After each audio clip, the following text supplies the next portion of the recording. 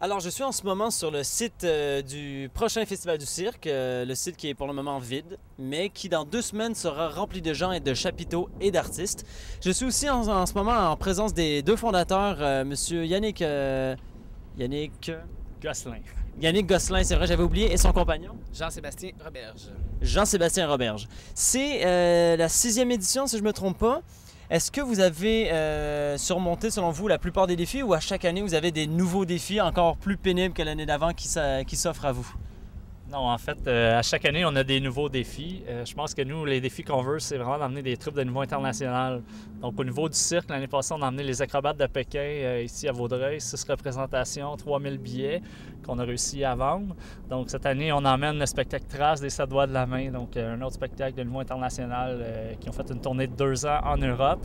Donc, ils vont être ici du 2, 3 et 4 juillet. Donc, ça, c'est vraiment le défi, c'est d'emmener des troupes de cirque international dans une petite ville comme Vaudreuil-Dorion. Premier défi. Deuxième défi, c'était de ramener le chapiteau de cirque. Cette année, le chapiteau de cirque va être de retour. Donc, on va avoir le spectacle Vague de cirque, qui est un autre spectacle avec 10 artistes de niveau international, dont 3 Français qui proviennent de la France. Donc, ça va être vraiment bon. Ici même, il va y avoir le chapiteau Loto-Québec.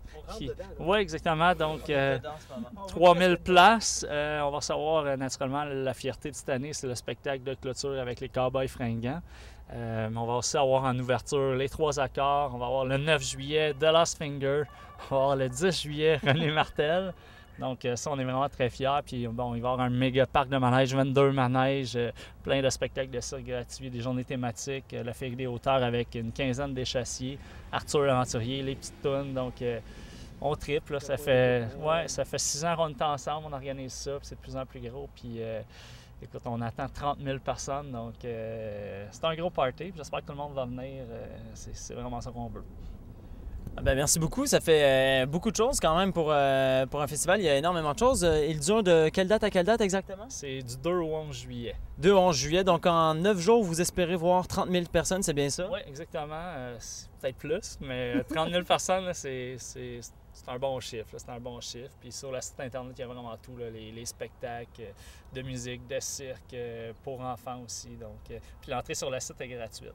Les seuls coûts qu'il y a, c'est sur les spectacles de cirque de niveau international. Donc, Trace des 7 doigts de la main en salle, Vague de cirque en chapiteau et la scène Loto-Québec. On parle d'un passeport de 30 $ pour toutes les soirées, là, incluant les Cowboys fringants. Donc, c'est vraiment pas très dispendieux.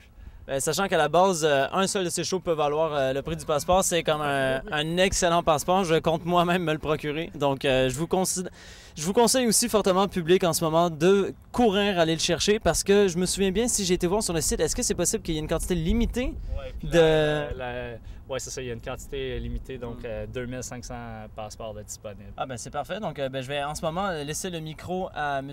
Yannick Gosselin. Excusez-moi, Yannick Gosselin, et je vais aller tout de suite chercher mon passeport parce que je veux pas en manquer.